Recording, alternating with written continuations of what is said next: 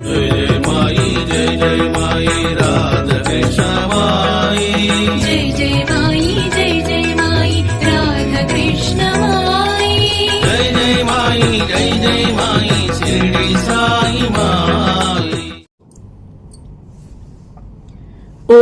साईराम। श्री सच्चिदानंद सद्गुरु साईनाथ महाराज की जय। श्री राधा कृष्ण माई की जय। பகுதி 2. சாயி இப்போ சோட்ட ஆரத்தின்னு பிரபலமா பாடப்படுற ஷிரடி மாஜே பண்டரபூர சாயி பாபாரு மாவார. ஷிரடியே எங்கள் பண்டரிபுரம், சாயி பாபாவே எங்கள் விட்டல்னு பாடுறோமே, அதன் மூலமா என்ன தெரியுது? சாய்நாதரோட வழிபாட்டு முறைகள், ஆரத்தி எல்லாமே விட்டலனுடைய பக்தி சம்பிரதாயத்தோட இழையோடு இருக்குன்னு தெரியுது. அதனால அன்னை ராதாகிருஷ்ணமாயோட வாழ்க்கைய பத்தி தெரிஞ்சுக்கிறதுக்கு முன்னாடி பூலோக வைகுண்டமான பண்டரிபுரத்தை பத்தி தெரிஞ்சுக்கிறது ரொம்ப அவசியம். ஒரு ருச்சிகரமான கதை சொல்றேன், கேளுங்க. ஒரு முறை அகஸ்திய மகாமுனிக்கு மாபெரும் சந்தேகம் ஏற்பட்டுச்சு. அவரும் முருகப்பெருமானும் உலகத்துக்கே தந்தையான ஆதிசிவன் கிட்ட போய் அவங்க கேள்விய எழுப்பினாங்க. அது என்ன கேள்வினா, தீர்த்தம், தலம், மூர்த்தி ஆகிய மூன்றும் ஒருங்கே பெற்ற புண்ணிய ஸ்தலம் எங்காவது உண்டா அப்படின்னு கேட்டாங்க. குரு பகவான் தட்சிணாமூர்த்தியான சிவபெருமான் திருவாய் மலர்ந்தார். அவர் சொன்னார், இதுவரை பிரம்மன், மகாலட்சுமி, ஆதிசேஷன், கருடன், மனு நாங்கள் மட்டுமே அறிந்து கொண்ட அந்த பரம ரகசியத்தை இனி உங்களுக்கும் சொல்றேன். அப்படிப்பட்ட ரகசியம் வாய்ந்த புண்ணியஸ்தலத்தின் சிறப்பை கேட்டவர்கள் சகல பாவங்களும் நீங்க பெற்று பரமபதம் அடைவார்கள். அந்த ஸ்தலத்தோட பேரு முதல்ல ஸ்ரீ கஷேத்திரமா இருந்துச்சு. அப்புறமா காலப்போக்குல பூலோக வைகுண்டம்ங்கிற பேரோட விளங்குச்சு. பகவான் ஸ்ரீமன் நாராயணன் ஸ்ரீ கிருஷ்ணாவதாரம் எடுத்த காலத்துல நடைபெற்ற விசேஷ லீலை இது. மாதா ருக்மிணி ராதா ராணிய போல தனக்கும் சிறந்த பிரேம பக்தி கிடைக்கணும்னு திண்டிரவனம்ங்கிற ஸ்தலத்துக்கு வந்து தவம் ஏற்றினாங்க. மற்றொரு பக்கம் புண்டரிக்கன் என்றவன் வயதான தன் அன்பு தாய் தந்தையே மனைவியின் பேச்ச கேட்டு காசி கஷேத்திரத்துக்கு நடைபயணமா அழைச்சிட்டு போனான். வயசான தாய் தந்தைய நடக்க விட்டுட்டு அவனும் அவனோட மனைவியும் மட்டும் ஜம்முன்னு கஷ்டம் இல்லாம குதிரையில வந்தாங்க. விபரீதமா வழி தவறியும் போயிட்டாங்க. இரவு நேரமானதால ஒரு சத்திரத்துல தங்கி ஓய்வு எடுத்தாங்க. அதிகாலையில புண்டரீகன் கண் விழிச்சு பார்க்கும் போது ஒரு அற்புத காட்சி அவனுக்கு தெரியுது. கருமை நிறம் கொண்ட 3 பெண்கள், உடலெல்லாம் ஒரே அழுக்கா இருக்கு, குக்குட்ட முனிவரோட ஆசிரமத்துல சேவை செய்து வராங்க. சேவை முடிஞ்சப்புறம் குக்குட்ட முனிவரோட தவ வலிமையினால பாவம் நீங்க பெற்று அழகிய ரூபம் அடைஞ்சு பளிச்சுன்னு திரும்பி போறாங்க. புண்டரீகனுக்கு ஆச்சரியம் தாங்கல. உடனே அவன் ஓடோடி போய் அந்த பெண்கள் கிட்ட நீங்க யாரு அப்படின்னு கேக்குறான். அதுக்கு அவங்க, நாங்கள் தான் கங்கா, யமுனா, சரஸ்வதி. எங்க புனித தீர்த்தத்துல நீராடும் உன் போன்ற பாவிகளோட பாவ அழுக்கு எல்லாத்தையும் நாங்க எடுத்துட்டு வந்து குக்குட்ட முனிவரோட திருப்பாதத்துல சமர்ப்பிப்போம். அந்த புனித மகான் எங்க பாவ சுமைகளை நீக்கி திரும்ப புனிதமடைய செய்வார்னு சொன்னாங்க.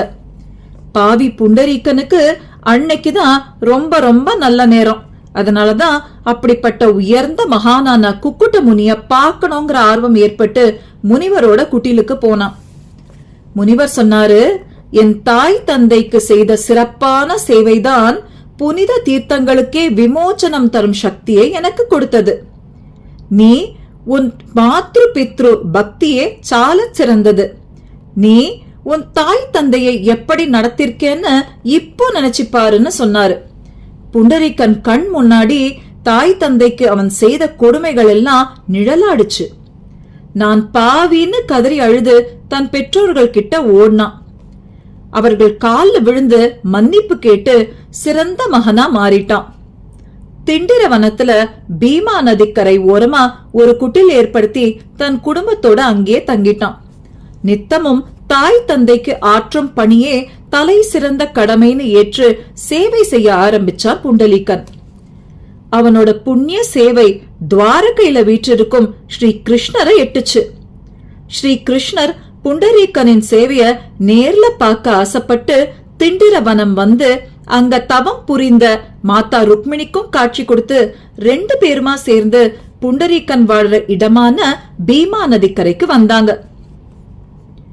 தூங்கிட்டு இருந்த தன் தாய் தந்தைக்கு அன்பா கால் பிடிச்சு விட்ட புண்டரீகன் சேவைய ஸ்ரீ கிருஷ்ணரும் ருக்மிணி மாதாவும் வாசல்லே நின்னு ஆசையா பாத்துட்டு இருந்தாங்க. தெய்வமே வாசல்ல நிக்கிறத புண்டலீகன் உணர்ந்துட்டான்.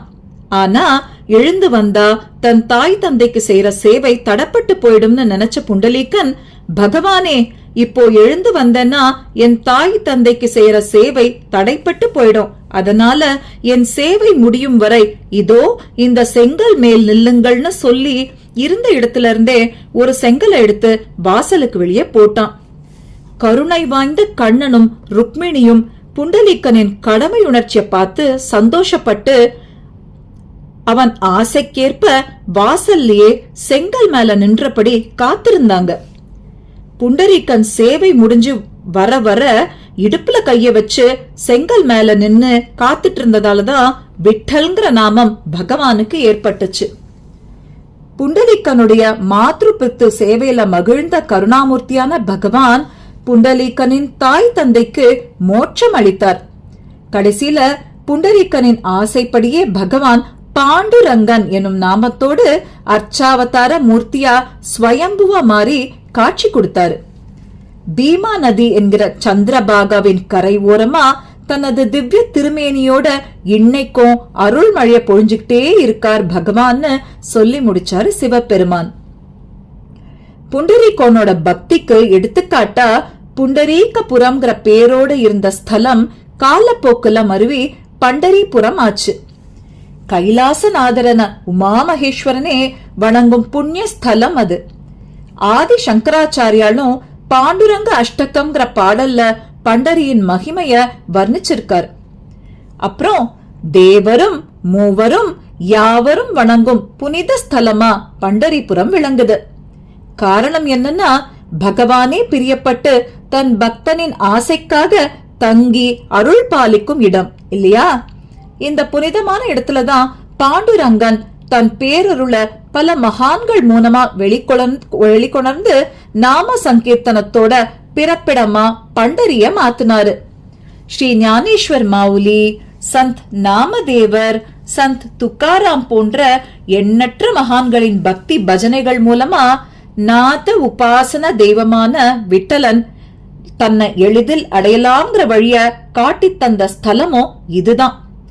பாண்டுரங்கனுடைய இளகிய மனதையும் மகத்துவத்தையும் சொல்லால அளக்க முடியாது. அங்க வாழ்ந்த மகான்களும் அப்படியே தலை சிறந்தவர்கள்.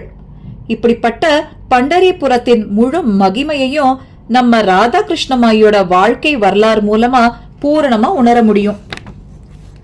பகவான் ஒவ்வொரு ஜீவனையும் ஒரு லட்சியத்துக்காகவே பிறக்க வைக்கிறாரு.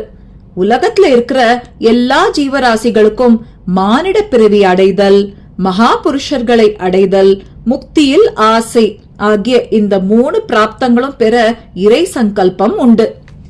நம்ம புண்ணிய பூமியான பாரத தேசத்துலதான் பகவானிடம் பக்தி செலுத்தி லட்சியத்தை அடைஞ்ச புண்ணிய ஆத்மாக்களின் பயணம் புராண இதிகாசங்கள்ல சொல்லப்பட்டிருக்கு. நிறைய பேரோட புண்ணிய பயணம் இந்த பண்டரியில இருந்து தான் ஆரம்பிச்சிருக்கு. இனி அடுத்த பகுதியிலிருந்து சுந்தராபாய் ஷீர்சாகரோட வாழ்க்கை வரலாறு ஆரம்பமாகும். ஸ்ரீ சாய்நாத் மகாராஜ் அருளால் விளைந்த 2ஆம் பகுதி முற்றும். ஜெய் சாய்நாத்.